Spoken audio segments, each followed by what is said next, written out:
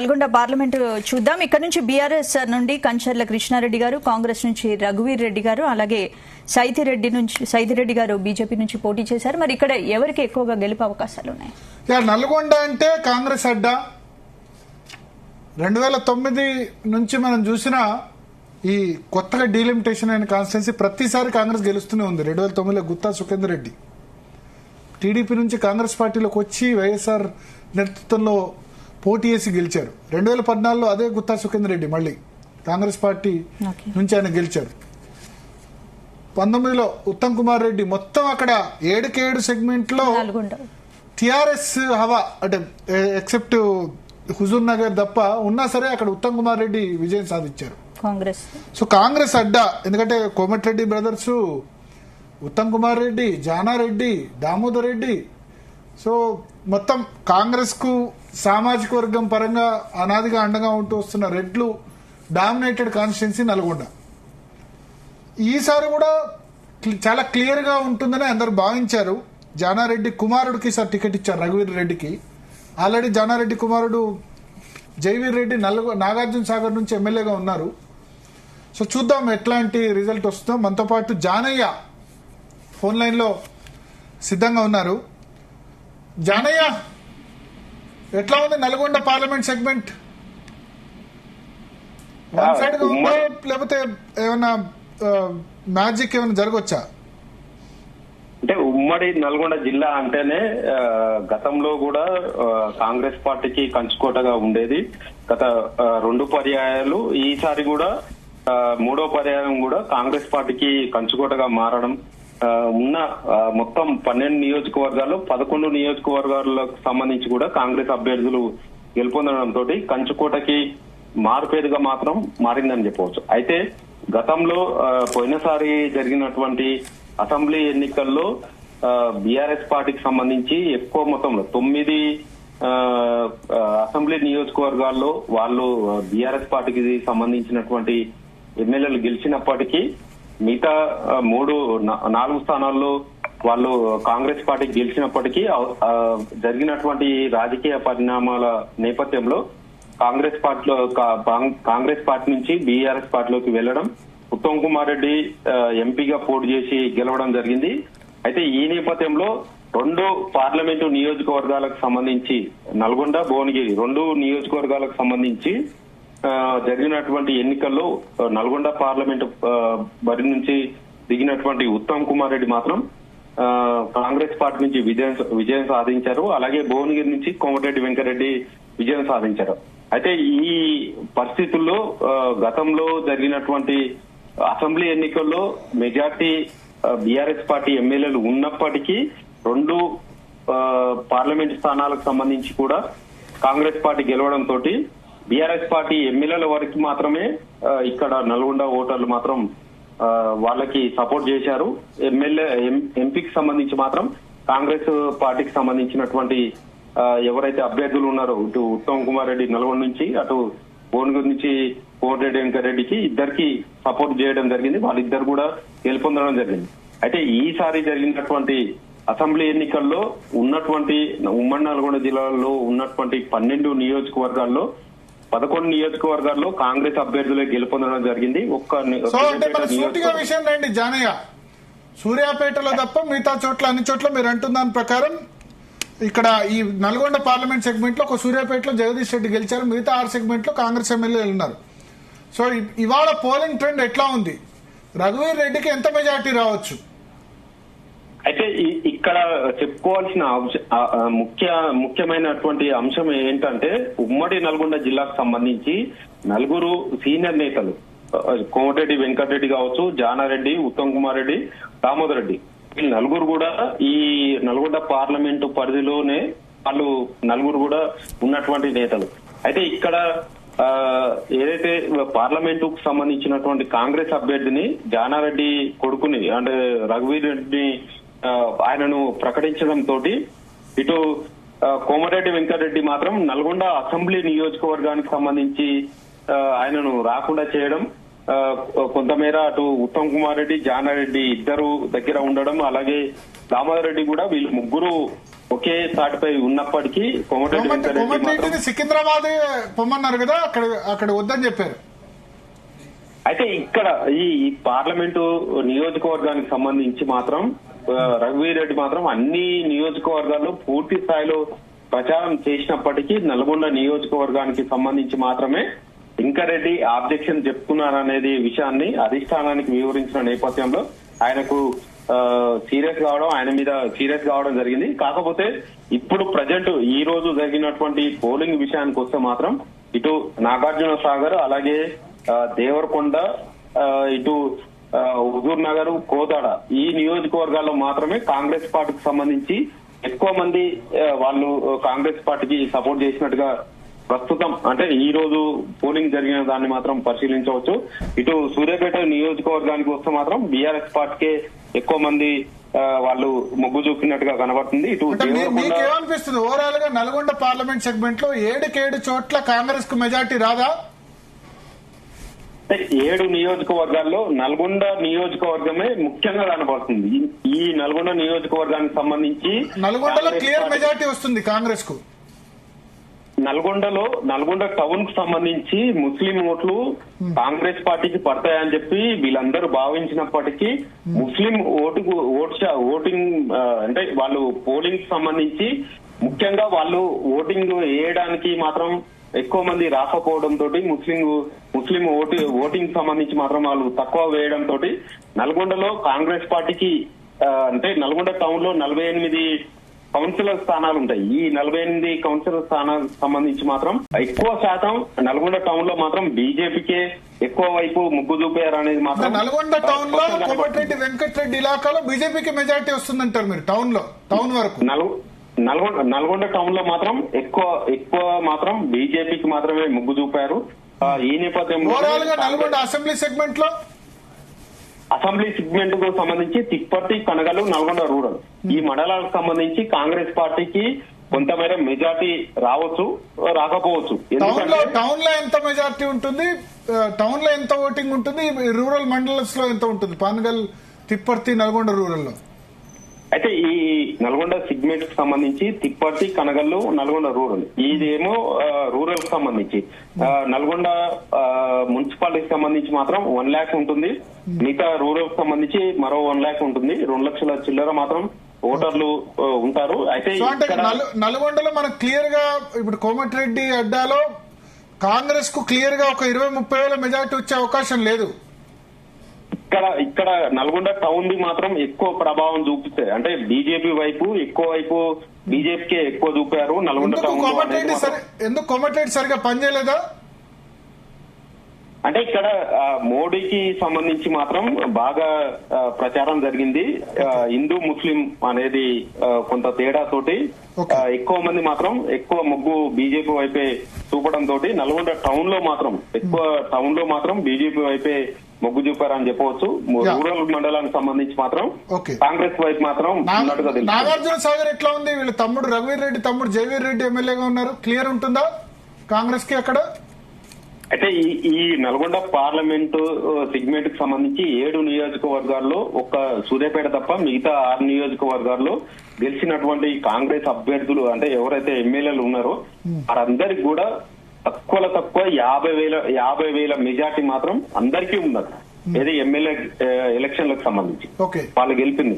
అయితే వీరందరికీ సంబంధించి ఇప్పుడు ఈ రోజు జరిగినటువంటి పార్లమెంట్ ఎన్నికలకు వచ్చేసరికి మాత్రం ఏ నియోజకవర్గంలో కూడా వాళ్ళు గెలిచినటువంటి మెజార్టీ మాత్రం ఈ కాంగ్రెస్ పార్టీకి వచ్చే అవకాశం అయితే మాత్రం కనబడటం లేదు. ఎందుకంటే 50,000 మెజార్టీ తగ్గుతుంది. ఇదివరకు అందరికి 50,000 వచ్చినా పార్టీకి మాత్రం వచ్చేసరికి తగ్గుతుంది. ఖచ్చితంగా ఈ విషయంలో మాత్రం ఖచ్చితంగా చెప్పవచ్చు. ఇప్పుడు సెకండ్ ప్లేస్ లో బీజేపీ ఉంటుందా, టీఆర్ఎస్ ఉంటుందా? సెకండ్ ప్లేస్ లో మాత్రం ఖచ్చితంగా బీజేపీ అభ్యర్థి సైదిరెడ్డి మాత్రం ఖచ్చితంగా ఉంటుండే. ఎందుకంటే ఈయనకు హుజూర్ నగర్ తో పాటు మిర్యాలగూడ, అటు కోదాడ, ఇటు నల్గొండ టౌన్ ఈ 3-4 నియోజకవర్గాలకు సంబంధించి మాత్రం బీజేపీ అభ్యర్థికి ఎక్కువ మొగ్గు చూపడంతో పాటు హుజూర్ నగర్ లో సైదిరెడ్డికి మెజార్టీ వస్తుందా? హుజూర్ నగర్ లో మాత్రం అంటే 3 మున్సిపాలిటీలు ఉండడం జరిగింది. మిగతా ఈ రూరల్ ప్రాంతాలు ఆ ప్రాంతాలకు సంబంధించి కూడా అటు కాంగ్రెస్ ఉన్నప్పటికీ కూడా సైద్ రెడ్డికి మాత్రం ఆయన ఓట్ బ్యాంక్ మాత్రం ఆయన ఖచ్చితంగా ఉంది. కాకపోతే ఆయన పార్టీలో చేరినప్పుడు వీళ్ళందరినీ తీసుకుపోవడంతో కొంత అలక చేయడం జరిగింది. తర్వాత ఆయన సర్ది చెప్పుకోవడం. సో ఇప్పుడు హుజూర్ నగర్ ఉత్తమ్ కుమార్ రెడ్డి నల్గొండ పార్లమెంట్ ఇన్ఛార్జ్, ఆయన మెజారిటీ తీసుకొస్తున్నారా లేదా కాంగ్రెస్ పార్టీకి? క్లియర్ గా చెప్పండి. ఇక్కడ అంటే వాళ్ళు కాంగ్రెస్ పార్టీకి సంబంధించి మొత్తం ఈ నల్గొండ పార్లమెంట్ పరిధిలో ఉన్నటువంటి 18 లక్షల ఓటర్లు ఉన్నారు. అయితే కాంగ్రెస్ పార్టీ వాళ్ళు నాయకులు గాని మంత్రులు గాని చెప్పే విషయం ఏంటంటే దాదాపుగా 5 లక్షల మెజార్టీ వస్తుంది అనేది వాళ్ళు బహిరంగ సభల్లో గాని సమావేశాల్లో మాత్రం వాళ్ళు చెప్తున్న పరిస్థితి. కానీ ఇప్పుడున్న సిచ్యువేషన్ బట్టి ఈ రోజు జరిగిన పోలింగ్ విషయాన్ని బట్టి గాని పోలింగ్ శాతాన్ని బట్టి గాని మాత్రం మనం 1,00,000 గాని 2 లక్షలు ఈ 2 లక్షల లోపు మాత్రం మెజార్టీ ఎవరికి వస్తుంది ఏంది అనేది మాత్రం అంటే 1,00,000-2 లక్షల మెజార్టీ కాంగ్రెస్ రావచ్చు, అంతేనా? అంతే. సో 5 లక్షల ఓట్ల మెజార్టీ అందరిది కలిపి ఎక్స్పెక్ట్ చేశారు, కానీ 1,00,000-2 లక్షల మెజార్టీ రావచ్చు. అయినా సరే అది మంచి మెజార్టీ 1,00,000-2 లక్షలు అంటే. బట్ ఎక్కడైనా ఇప్పుడు హుజూర్ నగర్ లో నేను క్లియర్ గా అడుగుతున్నాను, హుజూర్ నగర్ లో ఉత్తమ్ కుమార్ రెడ్డి కాంగ్రెస్ పార్టీకి మెజార్టీ వస్తుందా, శానంపూడి సైద్ రెడ్డి తన సొంత నియోజకవర్గంలో మెజార్టీ తెచ్చుకుంటారా, లేదా తక్కువ ఉందా? ఇద్దరికి మాత్రం తగ్గ పోరు ఉన్నది. అందులో ఆ విషయానికి సంబంధించి హుజూర్ నగర్ విషయానికి సంబంధించి ఉత్తమ్ కుమార్ రెడ్డి ఇటు అభ్యర్థి బీజేపీ అభ్యర్థి శానంపూడి సైద్ రెడ్డి మధ్య మాత్రం తక్కువ పోరు మాత్రం ఉంది. ఈ ఇద్దరి విషయంలో హుజూర్ నగర్ లో మాత్రం ఎవరికి మెజార్టీ వచ్చినా గానీ అటు కాంగ్రెస్ పార్టీ ఇటు అంటే సైద్ రెడ్డికి మెజార్టీ వస్తే మాత్రం ఉత్తమ్ కుమార్ రెడ్డి ఆయన స్థాయి దిగజారినట్టుగా కనబడుతుంది. ఎందుకంటే ఆయన కోదాడ హుజూర్ నగర్ 2 నియోజకవర్గాలు ఉత్తమ్ పద్మావతి ఎమ్మెల్యేగా ఉన్న చోట కోదాడ హుజూర్ నగర్ ఈ 2 నియోజకవర్గాలకు సంబంధించి సైద్ రెడ్డి మాత్రం ప్రత్యేక శ్రద్ధ తీసుకోవడంతో పాటు అక్కడ ఎక్కువ గ్రామాల్లో తిరగడం, అందరితోటి కలవడంతో పాటు ఆయన ఓటింగ్ శాతం పెంచుకునేందుకు మాత్రం దాదాపుగా 10-15 రోజులు మాత్రం సైద్ రెడ్డి అక్కడ తిరగడం తోటి ఆయన కొంత కలిసి వచ్చే అవకాశం అయితే కనపడుతుంది. ఓకే. సో అంటే కోదాడలో అంటే సక్సెస్ అంటే మీ ఉద్దేశం కాంగ్రెస్ మెజార్టీ చాలా వరకు తగ్గించగలిగారు, మెజార్టీ వచ్చే ఛాన్స్ ఉంది అక్కడ బీజేపీకి? అంటే కోదాడ హుజూర్ నగర్ ఈ 2 నియోజకవర్గాలకు సంబంధించి ఉత్తమ్ కుమార్ రెడ్డి కావచ్చు, వాళ్ళ సతీమణి పద్మావతి రెడ్డి కావచ్చు, వీళ్ళిద్దరు గెలిచిన మెజార్టీ 1,00,000 పైనే ఉంటుంది. కానీ ఈ పార్లమెంట్ ఎన్నికల్లో వాళ్ళ మెజార్టీ కంటే తక్కువ వస్తే వాళ్ళు ఫెయిల్ అయినట్టుగానే. మెజార్టీ కంటే తక్కువ ఓట్లు అంటే 30-40 వేల ఓట్లు వచ్చిన మంచి మెజార్టీ. పార్లమెంట్ వేరు, అసెంబ్లీ వేరు. బట్ కోదాడలో కూడా తగ్గ ఫలం ఉంటుందా ఇద్దరి మధ్యలో? 15-20 వేల మెజార్టీ, 20-30 వేల మెజార్టీ కాంగ్రెస్ కు వస్తుందా? అంటే ఇక్కడ ఈ రోజు జరిగినటువంటి పార్లమెంటు ఎన్నికలకు సంబంధించి బీఆర్ఎస్ పార్టీకి సంబంధించినటువంటి నేతలంతా కూడా వారు ఎందుకు తగ్గారో అనేది పక్కకు పెట్టే విషయం. బీఆర్ఎస్ పార్టీకి సంబంధించిన నేతలంతా ఎటువైపు ఓటు వేశారనేది మాత్రం కొంత బీజేపీకి ఏమైనా ట్రాన్స్ఫర్ అయినట్టు కనబడుతున్నాయా? ఈ విషయం మాత్రం మధ్యాహ్నం 1 గంట వరకు మాత్రం ఈ విషయానికి ఏదైతే బీఆర్ఎస్ పార్టీకి సంబంధించినటువంటి నేతలంతా కూడా బీజేపీ పార్టీకి ఓటేయండి అని చెప్పి ప్రచారం జరిగింది. ఆ నేపథ్యంలోనే వాళ్ళందరూ కూడా బీజేపీకి ఓటేశారు అనేది మాత్రం ప్రచారం మాత్రం అట్లనే సాగుతుంది. నాగార్జున సాగర్ లో ఇప్పుడు వీళ్ళ తమ్ముడు జయవీర్ రెడ్డి ఎమ్మెల్యే ఉన్నాడు కదా, అక్కడ క్లియర్ మెజార్టీ వస్తుందా కాంగ్రెస్ కు? నాగార్జున సాగర్ విషయానికి సంబంధించి మాత్రం ఖచ్చితంగా రఘువీర్ రెడ్డికి మాత్రం ఖచ్చితంగా మెజార్టీ ఖచ్చితంగా వస్తుంది. కాకపోతే అలా సోదరుడు జయవీర్ సంబంధించి మాత్రం ఆయనకు వచ్చినంత మెజార్టీ కాకపోయినా మాత్రం ఆయనంత రేంజ్ లో మాత్రం ఖచ్చితంగా మెజార్టీ అయితే 20-30,000 మెజార్టీ రావచ్చు. వస్తుందా? 100% మాత్రం ఖచ్చితంగా వస్తుంది. మిర్యాలగూడ ఎట్లా ఉంది? మిర్యాలగూడకు సంబంధించి రఘువీర్ రెడ్డి గతంలో అంటే అసెంబ్లీ ఎన్నికల్లో టికెట్ ఆశించడం జరిగింది.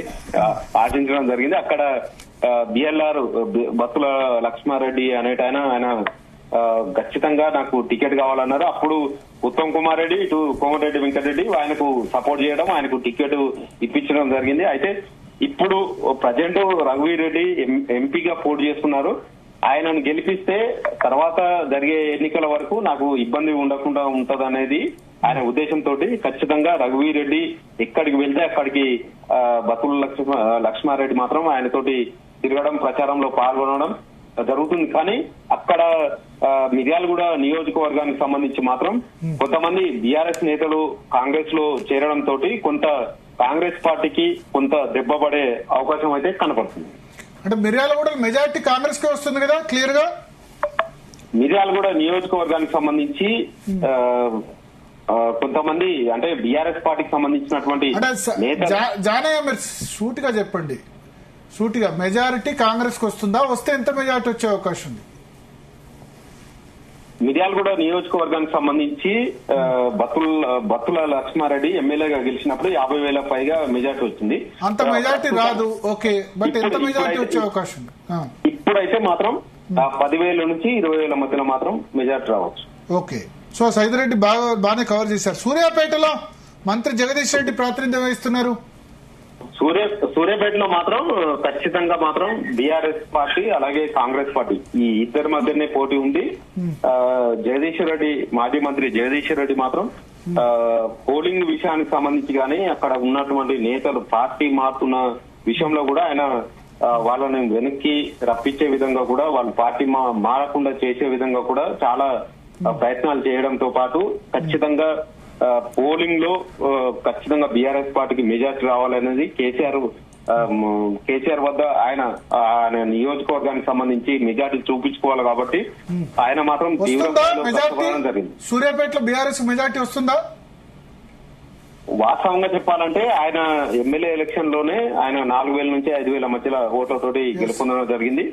అది వస్తుందా రావట్లేదు అనేది మాత్రం. కానీ సూర్యాపేటలో బీజేపీ కూడా గట్టి లీడర్ ఉన్నాడు, సంకినేని వెంకటేశ్వరరావుకి నాకు తెలిసి 50,000 ఓట్లు వచ్చాయి అసెంబ్లీలో.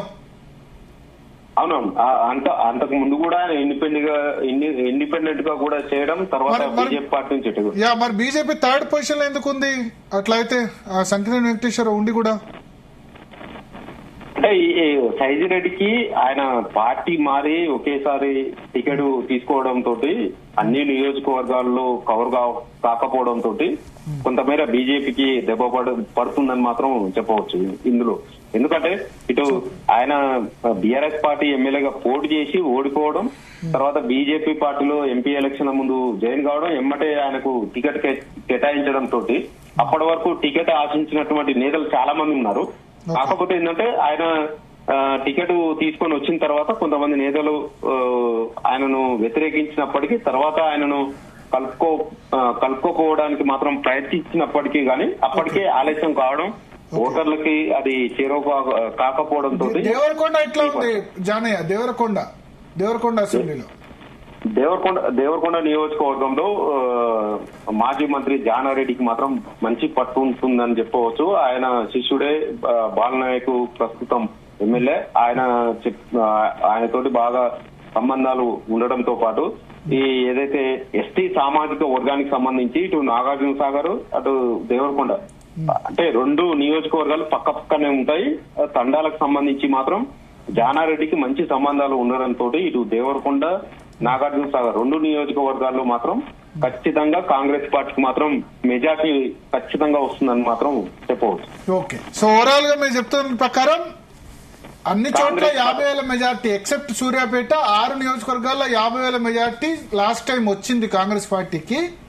అంటే 50 × 6 3 లక్షల మెజార్టీ రావాలి, కానీ ఎంత మెజార్టీ అసెంబ్లీలో రావట్లేదు అని అంటున్నారు, అంతే కదా? వాస్తవంగా వాళ్ళు చెప్పుకున్న విధానాన్ని బట్టి, వాళ్ళు గెలిచిన వాళ్ళ ఓటింగ్ శాతాన్ని బట్టి వాళ్ళు 5 లక్షల మెజార్టీ అని చెప్పుకోవడం జరిగింది. 5 లక్షలు చెప్తారు కానీ పాసిబుల్ గా 5 లక్షలు రావాలంటే ప్రతి చోట దాదాపు 90-80 మెజార్టీ రావాలి. అంటే వాళ్ళకి ఎమ్మెల్యే ఎలక్షన్ లో వచ్చిన దానికంటే ఎక్కువ రావాలి. ఎమ్మెల్యే ఎలక్షన్ లో బీజేపీ లేదు, ఇక్కడ బీఆర్ఎస్ ఉంది, బీజేపీ ఉంది. సో 3 లక్షల మెజార్టీ నిజానికి అసెంబ్లీ ఎలక్షన్స్ ప్రకారం చూసుకుంటే రావాలి, కానీ అంత రావట్లేదు. మీ ఉద్దేశంలో కాంగ్రెస్ మెజార్టీ ఎంత ఉంటుంది? 1 lakh నుంచి 2 lakhs. 1 to 2 lakhs. Okay, 1 to 2 lakhs మధ్యలో ఎక్కడన్నా బీజేపీకి మెజారిటీ వచ్చే అవకాశం ఉందా సైదిరెడ్డికి? Nalgonda town, Huzur Nagar. Okay, Nalgonda town assembly అని చెప్పలేం కానీ టౌన్ లో వస్తుంది. ఒకవేళ Nalgonda town Nalgonda assembly, Huzur Nagar assembly 2 చోట్ల మెజార్టీ వస్తే మాత్రం ఖచ్చితంగా అది ఉత్తమ్ కుమార్ రెడ్డికి, కోమటిరెడ్డి వెంకటరెడ్డికి ఇబ్బందికరమైన పరిస్థితే. ఇక నల్గొండ టౌన్ లో వచ్చిన ఇబ్బందికరమైన పరిస్థితి. ఎందుకంటే రేవంత్ రెడ్డి రేపు చెప్పే అవకాశం ఉంది, వీళ్ళ సొంత సెగ్మెంట్ లో కూడా మెజార్టీ రాలేదని చెప్పేందుకు ఆస్కారం ఉంటది. ఉత్తమ్ కుమార్ రెడ్డి అక్కడ ఓవరాల్ ఇన్ఛార్జ్ గా ఉన్నారు. బట్ ఏదేమైనా నల్గొండ అయితే కాంగ్రెస్ వైపు క్లియర్ గా కనబడుతుంది. ఫస్ట్ అంటే ఖమ్మం, నల్గొండ ఈ 2 సీట్లు కూడా కాంగ్రెస్ కంచుకోటలు, కాంగ్రెస్ సీనియర్లు ఎక్కువ మంది ఉన్న చోట. బట్ బీజేపీ అభ్యర్థి సైదిరెడ్డి సెకండ్ పొజిషన్ లో ఉండడం ఖాయంగా కనిపిస్తుంది. కంచర్ల కృష్ణారెడ్డికి డిపాజిట్ వస్తుందా జానయ్య? కంచర్ల కృష్ణారెడ్డికి డిపాజిట్ ఖచ్చితంగా రాదనేది మాత్రం ఇప్పటికే టీఆర్ఎస్ పార్టీకి సంబంధించిన నేతలే బయట అంటే వాళ్ళు మాట్లాడుకుంటున్నారు.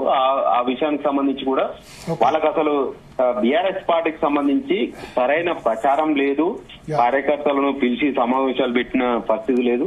ఈ నేపథ్యంలోనే ఆయనకు కనీసం డిపాజిట్ వస్తుందా రాదా అనేది మాత్రం.